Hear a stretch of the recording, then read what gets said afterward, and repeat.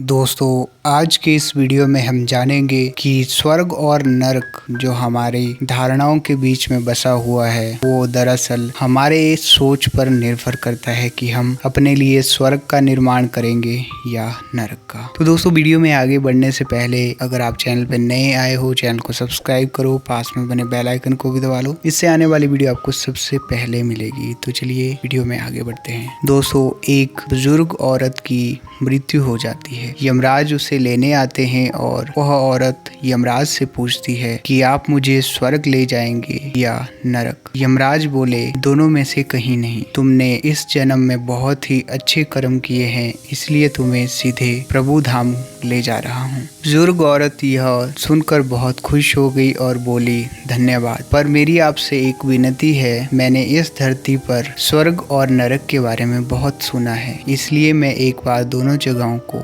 देखना चाहती हूँ। यमराज बोले, तुम्हारे अच्छे कर्म है, इसलिए मैं तुम्हारी यह इच्छा पूरी करूंगा। तो चलो हम स्वर्ग और नरक के रास्ते से होते हुए प्रभु धाम की ओर चलेंगे। दोनों चल पड़े। पहले नरक आया। नरक में बुजुर्ग औरत ने जोर जोर से लोगों की रोने की आवाज सुनी। वहाँ नरक में सभी लोग दुबले पतले और बीमार दिखाई दे रहे थे। औरत ने वहाँ पे एक आदमी से पूछा, यहाँ आप सब लोगों की हालत ऐसी क्यों है? आदमी बोला, तो और कैसी हालत होगी? मरने के बाद जब यहाँ आए हैं, हमने एक भी दिन खाना नहीं खाया है। भूख से हमारी आत्माएं तड़प रही है। बुजुर्ग औरत की नजर एक विशाल पतीले पर पड़ी जो लोगों के कद से करीब 100 फीट ऊंचा था। उस पतीले के ऊपर एक विशाल चम्मच लटका हुआ था। पतीले में से बहुत ही शानदार खुशबू आ रही थी। बुजुर्ग औरत ने उस आदमी से पूछा, इस पतीले में क्या है? वह आदमी मायूस होकर बोला, यह पतीला बहुत ही स्वादिष्ट खीर से हर समय भरा रहता है। बुजुर्ग औरत ने हैरानी से पूछा, इसमें खीर है तो आप लोग पेट भर के इसको खाते क्यों नहीं? भूख से क्यों तड़प रहे हो? वह आदमी रो रो कर बोलने लगा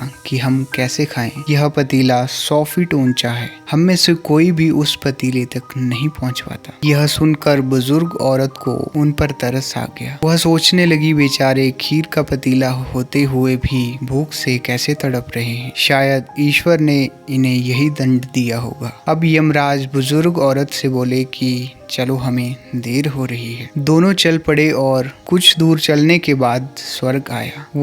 वहाँ पर बुजुर्ग औरत ने देखा कि सब हंस रहे हैं और वहाँ पे खुश दिखाई दे रहे हैं। उनको खुश देखकर औरत भी बहुत खुश हुई। और वहाँ स्वर्ग में भी बुजुर्ग औरत ने वही 100 फीट ऊंचा पतीला देखा जैसा ठीक नरक में था। उसके ऊपर भी वैसा ही चम्मच रखा हुआ था जैसा नरक में था। बुजुर्ग औरत ने वहाँ के लोगों से पूछा, इस पतीले में क्या है? स्वर्ग के लोग बोले, इसमें बहुत ही स्वादिष्ट खीर है। बुजुर्ग औरत हैरान हो गई और उनसे बोली, पर यह पतीला तो 100 फीट ऊंचा है। आप लोग तो इस पर नहीं पहुंच पाते होंगे, तो उस हिसाब से खीर तो आपको मिलती ही नहीं होगी। पर आप तो मुझे खुश लग रहे हैं, ऐसा कैसे? उनमें से एक व्यक्ति बोला, हम सब तो इस पतीले से पेट भरकर खीर खाते हैं। वह औरत बोली, पर कैसे? पतीला तो बहुत ऊंचा है। वह व्यक्ति बोला, तो क्या हुआ कि पतीला ऊंचा है? यहाँ पर कितने सारे पेड़ है। हमने इन पेड़ों की लकड़ी से एक विशाल सीढ़ी का निर्माण किया और उस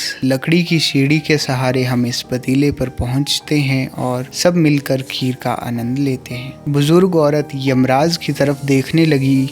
यमराज मुस्कुराए और बोले, ईश्वर ने स्वर्ग और नरक मनुष्य के हाथ में ही सौंप रखा है। चाहे तो अपने लिए नरक का निर्माण करें, चाहे तो स्वर्ग का निर्माण करें। ईश्वर ने सबको एक समान हालातों में डाला होता है। उनके लिए सभी उनके बच्चे समान हैं। वह किसी के साथ भेदभाव नहीं करते। वहाँ नरक में भी पेड़ पौधे सब कुछ थे, पर वहाँ के लोग खुद ही आलसी थे। उन्हें खीर हाथ में चाहिए। वह कोई कर्म नहीं करना चाहते, कोई मेहनत नहीं करना चाहते, इसीलिए भूख से बेहाल हैं। क्योंकि यही तो ईश्वर की बनाई इस दुनिया का नियम है, जो कर्म करेगा, मेहनत करेगा, उसी को मीठा फल मिलेगा। स्वर्ग के सपने छोड़ दो, नरक का डर छोड़ दो। बस आपकी वजह से किसी का दिल ना दुखे, इतना सोचो और बाकी सब कुदरत पर छोड़ दो। वह आपके लिए उसी चीज़ का निर्माण करेगी जो आपके लिए बेहतर होगी। तो दोस्तों, उम्मीद करता हूँ आपने ज़रूर इस कहानी से बहुत कुछ सीखा होगा। अगर वीडियो अच्छा लगा तो वीडियो को लाइक और शेयर जरूर कीजिएगा। तो मिलते हैं अगली वीडियो में जल्द ही दोस्तों, हमारे साथ आप बने रहिए। धन्यवाद।